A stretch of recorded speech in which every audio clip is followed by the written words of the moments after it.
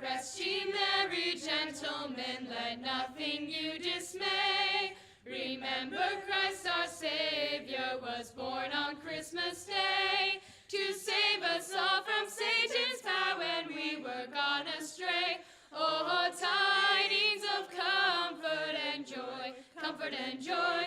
Oh, tidings of comfort and joy. Marley was dead to begin with. There's no doubt whatever about that. The register of his burial was signed by the clergyman, the clerk, the undertaker, and the chief mourner.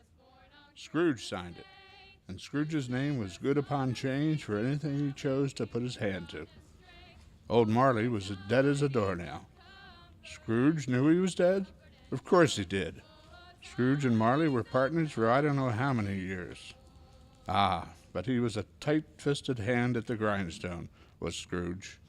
A squeezing, wrenching, grasping, scraping, clutching, covetous old sinner.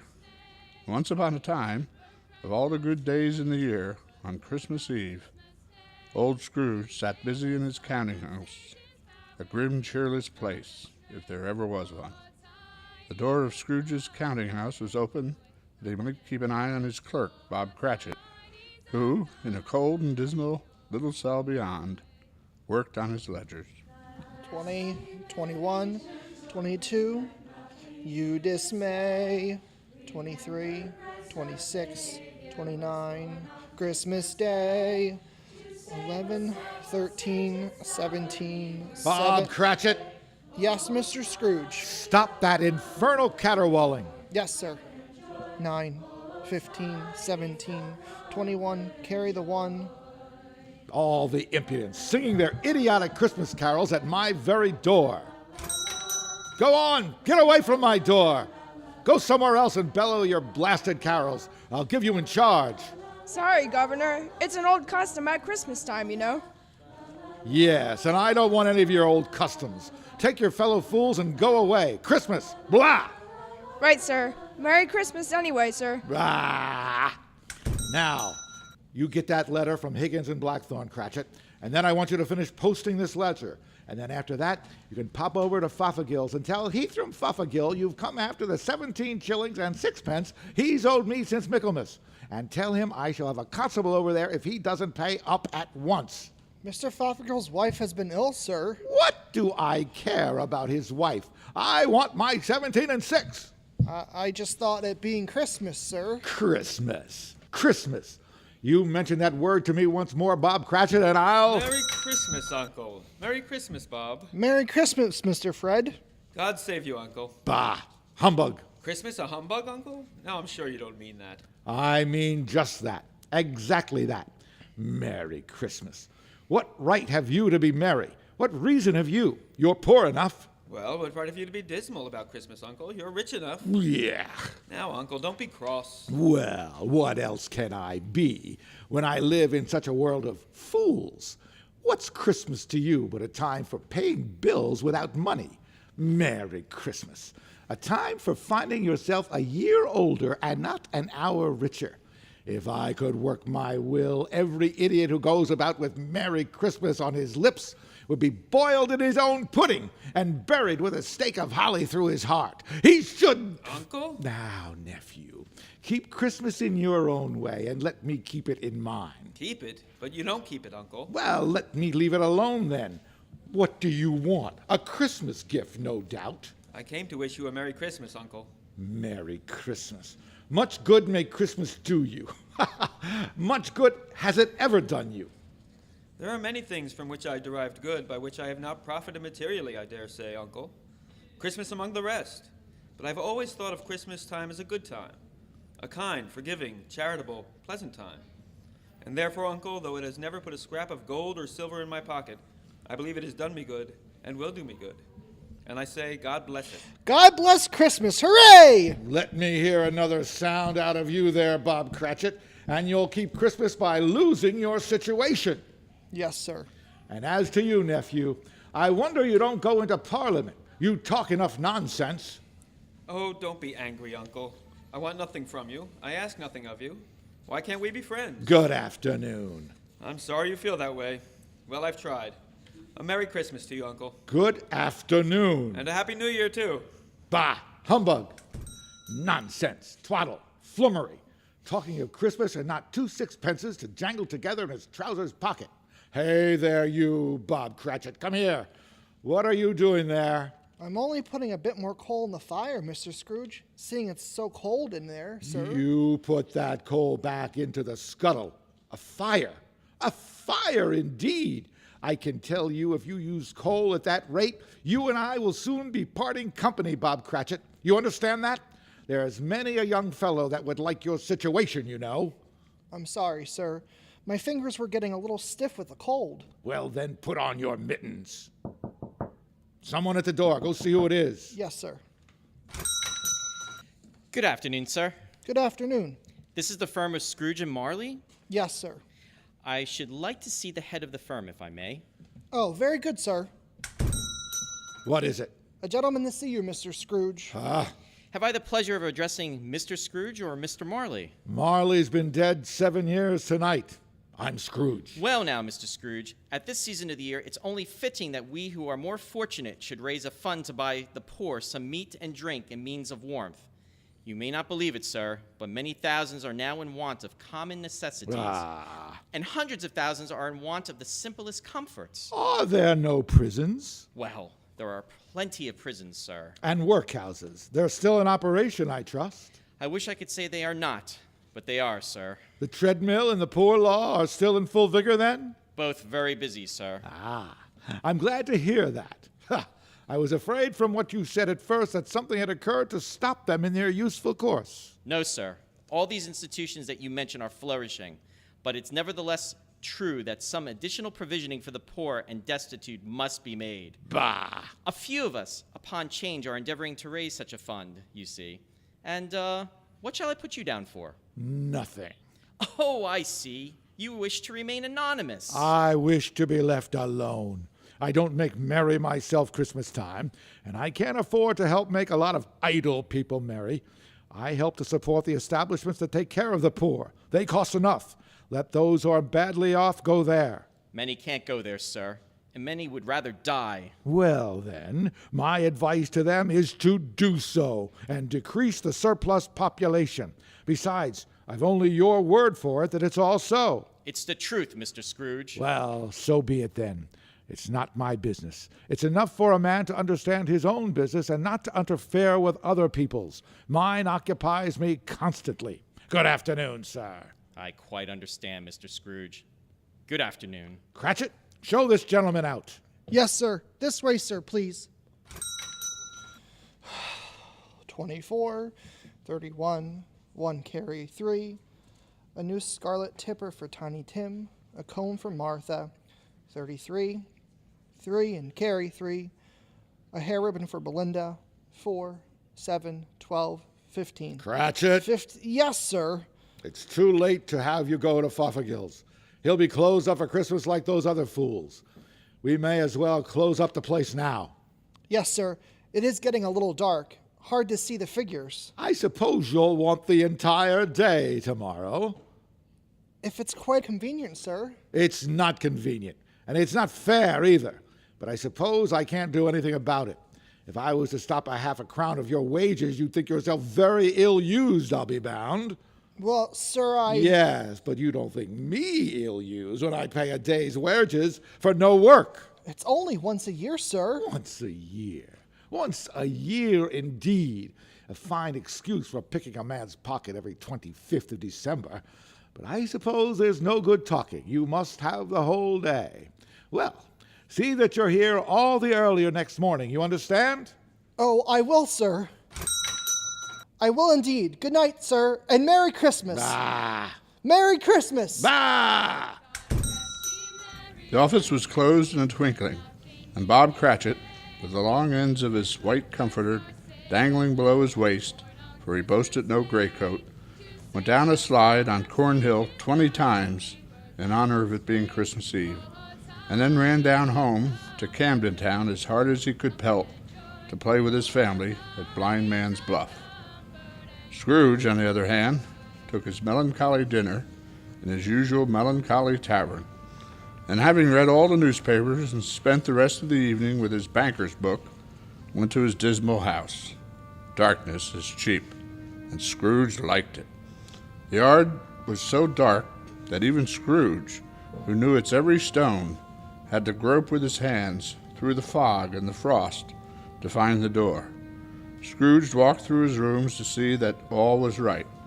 Sitting room, bedroom, lumber room, all as they should be. Nobody under the table, nobody under the sofa, nobody under the bed, nobody in the closet. Closed the door. He locked himself in. He double-locked himself in, put on his dressing slippers and his nightcap, and sat down before the fire to take his gruel.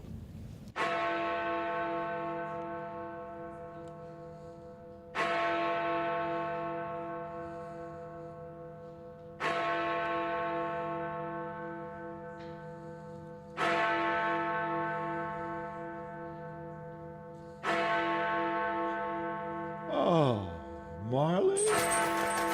Marley? Marley, I could have sworn I saw old... Bah, humbug. Marley, Marley. Marley's been dead these 7 years. Humbug, all humbug. What I need is a good night. What is that? Someone's in the place, but the door is locked. And it's coming. Something is coming closer, outside my door. Bah, I won't believe it. It's humbug still. Ebenezer Scrooge! Ebenezer Scrooge! Marley. Oh no. What do you want of me? I want much of you, Ebenezer. Who are you? Ask me who I was. Oh, you're very particular for a ghost. All right then. Who were you? In life, I was your partner, Jacob Marley. Jacob Marley? But you're dead. You died 7 years ago. 7 years ago this very night. You are a ghost then. What's wrong, Ebenezer? Don't you believe in me? I do not. You doubt your senses, Ebenezer? Ugh. Yes, because a little thing affects me. A slight disorder of the stomach makes them cheats. You can't be a ghost. You may be an undigested bit of beef, a blot of mustard, a crumb of cheese, a fragment of an underdone potato. There may be more of gravy than of grave about you, whatever you are. Bah, humbug, I tell you. Humbug! Oh! Excuse me. I do believe in you. You are a ghost, Jacob. Thank you. But why are you? Why do you walk the earth, Jacob? Why do you come to me? It is required of every man that the spirit within him should walk abroad among his fellow men, and travel far and wide to witness what it cannot share, but might have shared on earth, and turn to happiness. Oh, but tell me, Jacob, what is that chain you wear around you? I wear the chain I forged in life. I made it link by link, and yard by yard, by my own free will. Is its pattern strange to you, Ebenezer? Cash boxes, keys and padlocks, ledgers and purses? Yours was as heavy and as long as this 7 years ago. You have labored on it since, Ebenezer. Oh, Jacob, speak comfort to me, Jacob. Comfort I have none to give. I cannot rest. I cannot stay. I cannot linger. Weary journeys lie before me. You travel fast. Yes, Ebenezer, on the wings of the wind. 7 years dead and traveling all the time. 7 years, Ebenezer, 7 years of remorse, Ebenezer. Do you know that no space of regret can make amends for one's life's opportunities misused? But you were always a good man of business, Jacob. Business. Mankind was my business. Charity, mercy, benevolence, they were all my business. The dealings of my trade were but a drop of water in the comprehensive ocean of my business. Oh, Jacob, don't take on so now, Jacob. Listen to me, Ebenezer. I'm listening to you, Jacob. Go on, Jacob, speak to me, but don't be so flowery. Ebenezer, I am here to warn you that you have yet a chance of hope, of escaping my fate. Do you hear that, Ebenezer? Yes, Jacob. You always were a good friend to me, Jacob. Thanks, Jacob. But go on. How shall I escape? Oh, I'm afraid, Jacob. You will be haunted by 3 spirits. Is that the only chance and hope, Jacob? It is your only chance and hope. Well, then, I think I'd rather not. Without their visits, you cannot hope to shun the path I tread.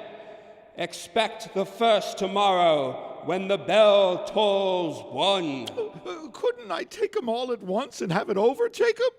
Ebenezer, look, but for your own sake, you'll remember what has passed between us.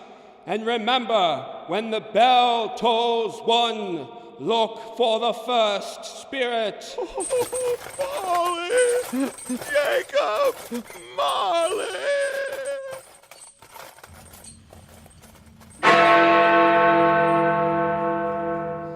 Scrooge awoke. He was lying on his bed, fully dressed. Suddenly, the curtains of his bed were drawn aside, and Scrooge found himself face to face with the unearthly visitor who drew them as close to it as I am now to you, and I am standing in the spirit at your elbow. She was a strange figure. Ebenezer Scrooge. Who's that? Ebenezer Scrooge. I have come for you. Oh, you are the spirit whose coming was foretold me? I am that spirit. What are you? I am the ghost of Christmas past. Long past? No, your past. What do you want of me? What brings you here to haunt me? Your welfare, Ebenezer Scrooge. Rise and walk with me. Oh, no, not out that window. I can't do that. I'll fall down. I'm not a spirit. I'm mortal, and I'll fall. Bear but a touch of my hand upon your heart, and you shall be upheld in more than this. Come, follow me. Oh, where are we? What's become of the city? There's snow upon the ground. Where are we? These are the shadows of the things that have been. You recognize this countryside? Oh, I know every inch of it, every rock, every tree. And that bleak building over there? Oh, that building. I was a boy there. Yes, I went to school in that horrible place. I could walk it blindfolded. Strange you should forget it so many years. Come, let us go closer. Look through the window into the cold, barren room. What do you see, Ebenezer Scrooge? I see a boy. A solitary child, neglected by his family, alone, when all the other boys have gone home. Yes, I see. I know that boy. Oh, I was so lonely. Poor boy. Your lip is trembling, Scrooge. And what is that on your cheek? It's nothing. Nothing at all. I wish I... Oh, but it's too late now. What's the matter? Nothing. Oh, the waifs came to my door singing Christmas carols last night, and there was a boy like that among them. A poor, pale, thin little boy in ragged coat. I should like to have given him something, that's all. Is that all? Come, Ebenezer Scrooge, let us see another Christmas. Scrooge's former self grew larger at the words, and the room became a little darker and more dirty. And there he was, alone again when all the other boys had gone home for the jolly holidays. Sister, I have come to bring you home, dear brother. Home, little Fan? Yes, home forever and ever. Father is so much kinder than he used to be. That home is like heaven. He spoke so gently to me one dear night when I was going to bed that I was not afraid to ask him once more if you might come home. And he said, yes, you should, and sent me in a coach to bring you, and you're never to come back here. But first, we are to be together all the Christmas long and have the merriest time in the world. You are quite a woman, little Fan. Always a delicate creature, from a breath might have withered. But she had a large heart. So she had. She died a woman, and had, I think, children. One child. Your nephew. Yes. Do you know this place, Ebenezer Scrooge? Know it? Know it? Why, this is the old counting house where I was apprentice. Listen. Yo-ho, lads. No more work tonight. It's Christmas, Ebenezer. Christmas Eve, Dick. It's my old master, bless his heart.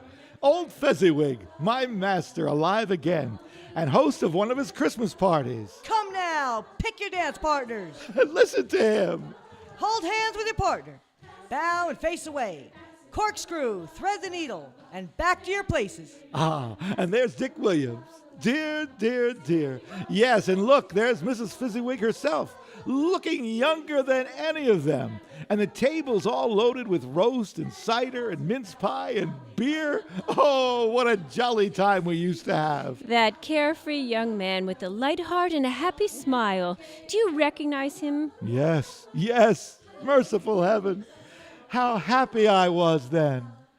A small matter for old Fezziwig to make those silly folks so full of joy. Small matter. Small indeed. Isn't it? He has spent only a few pounds of your mortal money. Is that so much that he deserves praise? Bah, it's not that. It's not that, Spirit. Old Fezziwig had the power to make us happy or unhappy, to make our service light or heavy. His power lies in words and looks and in things so tiny that it's impossible to count them up. The happiness he gives is quite as great as if it cost... What's the matter? Nothing. Nothing at all, Spirit. Something, I think. No, no. Speak. Well, only it's just that I should have liked to have been able to say a word or two to my clerk, Bob Cratchit. That's all. My time grows short, and we have yet another journey to make. Where now? Come.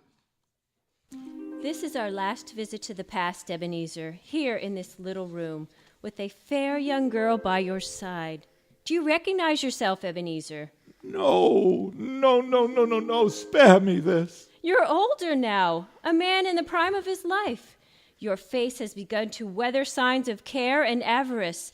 Your eyes are greedy, the eager, restless eyes of a miser. No, no, no, please. She knows it too, the girl by your side. There are tears in her eyes. It matters little, Ebenezer, to you. Very little. I know that. Another idol has displaced me, and if it can cheer and comfort you in times to come, as I would have tried to, I have no just cause to grieve. What idol has displaced you? A golden one. Belle, have I changed towards you? When we were engaged, we were both poor. Was it better then? Better to be poor? Better at least to be happy. You were changed. You were another man then. I was a boy. You blame me because I've grown wiser? Have I ever tried to break our engagement? In words, no, never. In what then? In a changed nature, in an altered spirit, in everything that made my love of any value in your sight. So I release you from your promise. Belle. At first it may cause you pain to lose me, a very brief pain, but soon it will be dim, like a half-remembered dream, an unprofitable dream, and you will be glad to be awake from such a dream. May you be happy in the life you've chosen, Ebenezer, for the love of him you once were. It's enough. Show me no more. Take me home. Why do you delight to torture me? These were shadows of things that have been. That they are what they are. Do not blame me. No, no more, no more. One shadow more. Come. Do you see this man, Ebenezer Scrooge? This man might have been you, and the woman beside him your wife. And that girl might have been your daughter, Ebenezer Scrooge. She might have called you father. She might have been a springtime in the haggard winter of your life. Spirit, let me go. Show me no more. Listen now while they speak, Ebenezer. Belle, I saw an old friend of yours today. Who was it? Guess. How can I? Oh, I know. Mr. Scrooge. Mr. Scrooge it was. I passed his office window and it wasn't shuttered. There was a candle inside, so I couldn't help seeing him. His partner Marley lies at the point of death, I hear. And there Scrooge sat, all alone. Quite alone in the world, I do believe. Oh, Spirit, Spirit, I can't bear any more. Leave me. Haunt me no more. Take me back. Take me back.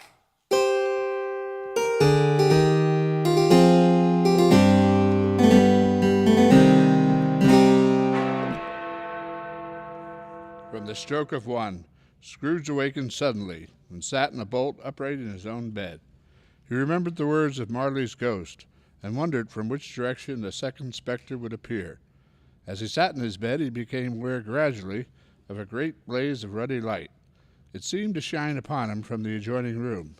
He got up softly and shuffled in his slippers to the door. It was his own sitting room, no doubt about that, but it had undergone a surprising transformation. The walls and ceilings were so hung with living green that it looked a perfect grove, from every part of which bright, gleaming berries glistened, and such a mighty blaze went roaring up the chimney as had never been known in Scrooge's time, or for many and many a winter season gone. Heaped up on the floor, to form a kind of throne, were turkeys, geese, game, poultries, great joints of meat, sucking pigs, long wreaths of sausages, mince pies, plum puddings, barrels of oysters, red-hot chestnuts, and seething bowls of punch that made the chamber dim with their delicious steam. In easy state upon this couch there sat a jolly giant, glorious to see, who bore a glowing torch, in shape not unlike Plenty's horn, and held it up, high up, to shed its light on Scrooge as he came peeping round the door. Come in, Ebenezer Scrooge, and know me better, man. You... I am the ghost of Christmas present. Look upon me. You have never seen the likes of me before. You're different from the other spirit. You're tall, almost a giant, and that great torch you carry. Its light falls into the homes of rich and poor alike. Spirit, take me where you will. Last time I went against my will and learned a lesson which is working now. If you have anything to teach me, let me profit by it. Touch my robe, Ebenezer Scrooge. Touch my robe. Oh, where have you brought me, Spirit? A humble dwelling on a humble street. Ha! It's miserable enough. Yet there is happiness here. Who are these people? Who's that woman and the children? These are the family of your clerk, Bob Cratchit. Oh. See his wife dressed in a twice-turned gown, but brave in ribbons, lay the table for their Christmas dinner? And there, assisting her, is their daughter Belinda, and the young man with the fork in the stuffing, that's Master Peter Cratchit, and the two little Cratchits. Listen, Scrooge. Here's Martha, Mother. Here's Martha, Mother. Hooray! Why, God bless your heart alive, Martha, my dear. Merry Christmas to you. Merry Christmas, Mother. Merry Christmas. How late you are, my dear. Oh, we had a deal of work to finish up last night, and we had to clear away this morning. Well, never mind that, as long as you're here now. Sit down before the fire, my dear, and have a warm. Lord bless you. Where's Father? Oh, he's been to church with Tiny Tim. They'll be along directly. How is Tiny Tim, Mother? Any better at all? Sometimes I think he is, and sometimes I think, oh dear. Dear God, what if anything should happen to Tiny Tim? Mother, you mustn't even think such a thing. Here they come, Father and Tiny Tim. There's Tiny Tim. Merry Christmas, everybody. Martha, welcome, my dear. Merry Christmas, Father and Tim. Merry Christmas, Martha. Oh, Tim, you darling. Let me take your coat off, Tim. Oh, Father, I'm so glad to be home. And we're so glad to have you, Martha. And how did little Tim do at church, Bob? Oh, as good as gold and better. Oh. I like church, Mother. Oh, they sang the nicest songs. I hope the people saw me there. Saw you there? And why, Tim? Well, don't you see? Because I'm lame. And if they saw my crutch, it might pleasant them to remember upon Christmas Day who it was that made lame beggars walk and blind men see. Bless you, my son. Are you ready to eat, Mother? Oh, come on, let's eat. Oh, come on, Yeah, please. yeah. Yes, children, yes, we're all ready. Come take your places now and, wait your turn. There's plenty of stuffing, dressing, and plum pudding for all of you. Martha, you take care of Tim. Yes, Mother. And see that he eats plenty. He must get big and strong now. Now sit down, everyone. And now, my dears, shall we say grace? Spirit. Our Father, who art in heaven, hallowed be thy name. Thy kingdom come. Tell me, if Thy Tiny will be Tim will live. on earth I see a as it vacant is in seat in the heaven. poor chimney corner, and Give a us crutch this without day an owner, our carefully daily bread. preserved. Oh, And forgive no, our no, no, no, trespasses, no, kind Spirit. as we have been Say those he will be trespass spared. against us. Say he'll And lead live. us not If these shadows remain unaltered by the future, Ebenezer, deliver us the from child will die. No! Ah, but would it not be better if he died and decreased the surplus population? Amen. Amen. And now, my dears, with such dinner, a toast, a Merry Christmas to us all, and God bless us. God bless us, everyone. And now to Mr. Scrooge. I give you a toast to Mr. Scrooge, the founder of the feast. The founder of the feast, indeed, who pays you all of 15 shillings a week. I wish I had him here. I'd give him a piece of my mind to feast on. I hope he'd have a good appetite for it. My dear, the children, Christmas Day. It should be Christmas Day, I'm sure, on which one drinks the health of such an odious, stingy, unfeeling man as Mr. Scrooge. You know he is, Bob. Nobody knows it better than you do, poor fellow. My dear, Christmas Day. I'll drink to his health for your sake, and for the day's, not for his. Long life to him, a Merry Christmas and a Happy New Year. May he be very merry and very happy, I have no doubt. And I say, God bless him too, Mother, and everyone. Oh, come, all ye faithful, joyful and triumphant. Oh, come ye to Bethlehem. Come and behold him, born the King of angels. Oh, come, let us adore him. Oh, come, let us adore him. Oh, come, let us adore him, Christ the Lord. There was nothing of high mark in all of this. They were not a handsome family, these Cratchits. They were not well dressed. Their shoes were far from being waterproof. Their clothes were scanty, and had known, very likely, the inside of a pawnbroker's. But they were happy, grateful, pleased with one another, and contented with the time. And when at last they faded, Scrooge had his eye upon them, and especially on Tiny Tim, until the last. Many calls Scrooge made that night with the ghost of Christmas present. Down among the miners they went, to labor in the bowels of the earth, and out to sea among the sailors at their watch. Dark, ghostly figures in their several stations. Much they saw, and far they went, and many places they visited, but always with a happy end. The spirits stood beside sick beds, and they were cheerful. On foreign lands, and they were close at home. By poverty, and it was rich. In almshouse, hospital, and jail, where vain man and his little brief authority had not made fast the door and barred the spirit out, the spirit left its blessing. It was a long night, if it was only a night. And it was strange, too, that while Scrooge remained unaltered in his outward form, the ghost grew older, clearly older. My life upon this globe is very brief, Ebenezer. It ends tonight. Tonight? Tonight at midnight. Hark! The hour is come. No, not yet, not yet. There are still more things I wish to learn. These you will learn from still another spirit. Still another spirit, Ebenezer. Scrooge looked about him for the ghost that had vanished, and had found himself once more in his bed, in his dressing gown, and his nightcap on his head. He heard the clock strike, and then he remembered the prediction of old Jacob Marley, and lifting up his eyes, beheld the third spirit.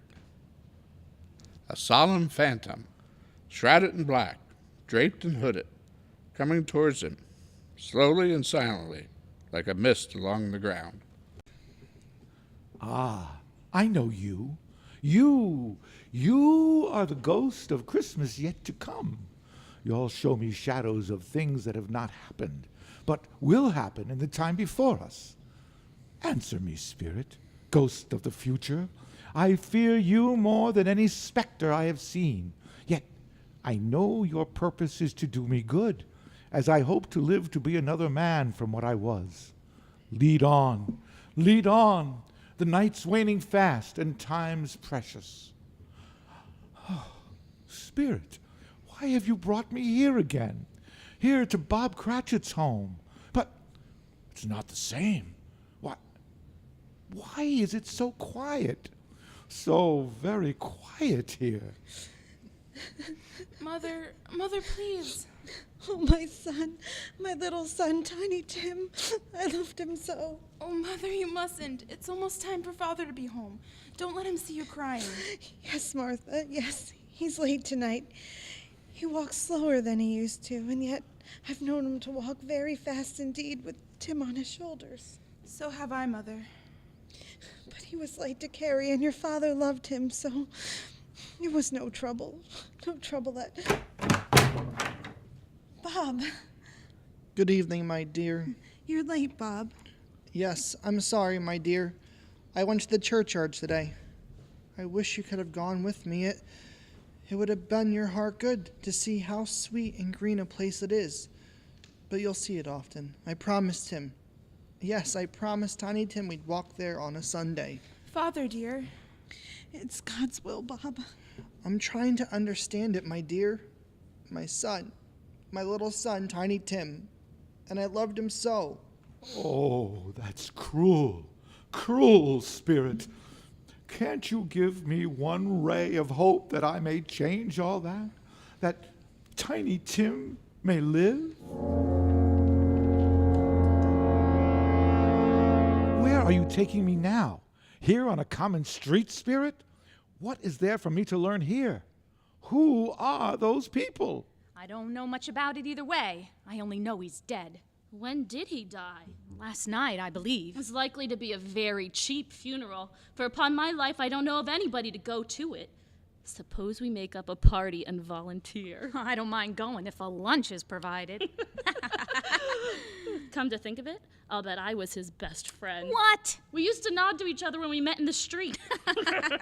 Wait, you two. Who's that? Why, that's his housekeeper. Look at this. I took his things. What? No! No, you didn't. I did. Every person has a right to take care of themselves. He always did. Take a look. What do you think it's worth? A pencil case? A pair of sleeve buttons? A brooch? A pair of sugar tongs? What? What do you call this? Bed curtains. That's right. Bed curtains. You don't mean you took them down, rings and all? With him lying there? Yes, I do. Why not? If he wanted to keep them after he was dead, the wicked old screw, why wasn't he natural in his lifetime? If he had been, there'd have been somebody to look after him when he was struck with death, instead of lying there gasping out his last alone all by himself. Spirit, tell me, who is this man that died? Is there no one to mourn the poor creature? No one to follow him to the grave? Perhaps they'll give him a green grave at least, like poor Tiny Tim, perhaps. Spirit, Where are we now? Merciful heaven, a churchyard, overrun by grass and weeds, choked up with too much burying, desolate, lonely, crumbling gravestones. Spirit, before I draw nearer to that gravestone, answer me one question. Are these the shadows of things that will be? Or are they shadows of things that may be only? Huh? Will you not speak to me, Spirit? What is that grave to which you point? There's writing on that stone. The name on the gravestone is Ebenezer Scrooge. Ebenezer Scrooge. No, Spirit, no, hear me. I am not the man I was. Why show me this if I am past all hope? Tell me that I can change these dreadful shadows you have shown me by an altered life. I will honor Christmas in my heart. I'll try to keep it all the year. I'll live in the past, the present, and the future, and I'll not shut out the lessons that they teach. Tell me, Spirit. Oh, go on, tell me. Tell me that I can sponge away the writing on that stone, Spirit. I beg you, Spirit. I promise on my knees. I promise. Oh, what's this? It's my own bedpost. I'm home, in my own bed, in my own room. And the sun is shining. It's clear, it's bright, no clouds. What a beautiful day. Oh, glorious, glorious. Hey, boy. Oh, boy. Yes, sir? What's today? What's that, sir? What day is it, my fine fellow? Today? Why, it's Christmas Day. Ha! Christmas Day! Then I haven't missed it. The spirits have done it all in one night. All in one night. Heaven be praised. How's that, sir? Oh, listen, my lad. Do you know where the poulterer is in the next street? I should say I do. Ha! An intelligent boy. A remarkable boy. Tell me, do you know if they've sold the prize turkey that was hanging in the window? The one as big as me? What a delightful boy. It's a pleasure to talk to you. Yes, my buck. It's hanging there now, sir. Oh, that's wonderful. Go around, will you, and tell them to send it to Bob Cratchit and his family on Broad Street. And mind you, they're not to know who paid for it. Go along. Hurry, my lad. Oh, here, wait a minute. Here's a half-a-crown for your trouble. Yes, sir. And a Merry Christmas, sir. Ha ha! And a Merry Christmas to you, my boy. Oh, I don't know what to do. I'm as light as a feather, as happy as an angel. I'm as merry as a schoolboy. Merry Christmas. Merry Christmas to everybody, and a Happy New Year to all the world. Woo-hoo! Next morning, Scrooge was early at his office. He went early for a reason. If he could only be there first and catch Bob Cratchit coming late. That was the thing he had set his heart upon. And he did it. Yes, he did it. The clock struck 9. No Bob. 1:15. No Bob. Scrooge sat with his door wide open, that he might see him come in. At last he came. His hat was off before he opened the door. His comforter, too. He was on his stool in a jiffy, driving away with his pen as if he were trying to overtake 9 o'clock. 8 and 15 and 21, 6 and carry the 1, 24 and carry that 2, 31 and 8 and 9. Hello, you, Cratchit. Yes, sir? Step this way, Cratchit, if you please. Cratchit, what do you mean by coming in at this time of day? I'm very sorry, sir. I'm behind my time. You are. Yes, I think you are. It's only once a year, Mr. Scrooge. It shall not be repeated. I was making rather merry yesterday, sir. I'll tell you what, my friend. I'll not stand this sort of thing any longer.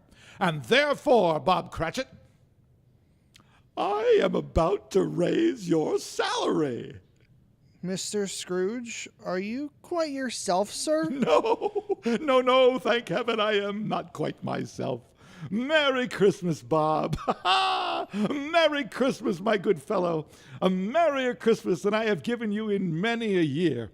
I shall raise your salary, and we'll see what we can do for Tiny Tim and the rest of your family, huh? We'll discuss it this very afternoon over a Christmas bowl of smoking bishop. Bob, make up the fire. Make it up and buy another coal scuttle before you dot another I, Bob Cratchit. Scrooge was better than his word. He did it all, and infinitely more. To Tiny Tim, who did not die, he was a second father. He became as good a friend, as good a master, and as good a man as the good old city knew, or any other good old city, town, or borough in the good old world. Some people laughed to see the alteration in him, but he let them laugh and little heeded them. His own heart laughed. That was quite enough for him. He had no further intercourse with spirits, but lived upon the total abstinence principle ever afterwards. And it was always said of him that he knew how to keep Christmas well, if any man alive possessed the knowledge. May that truly be said of us, and all of us. And so, as Tiny Tim observed, God bless us, everyone.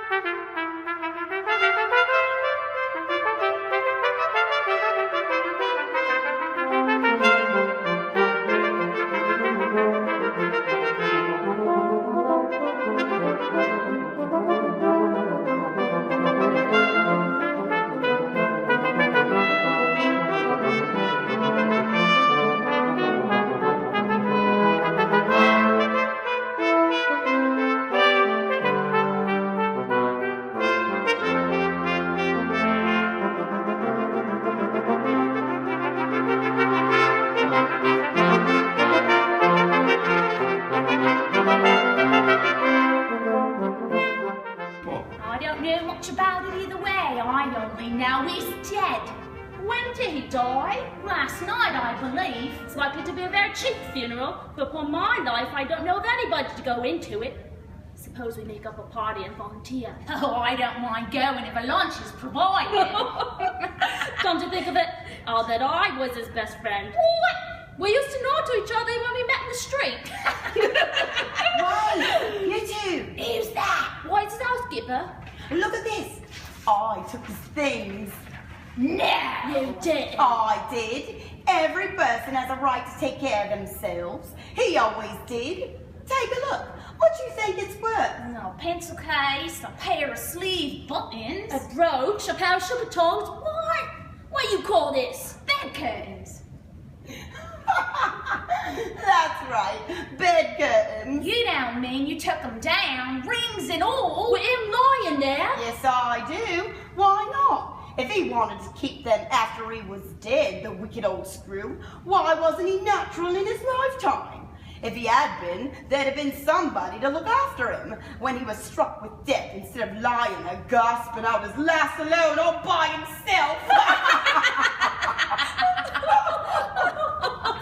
Okay, good.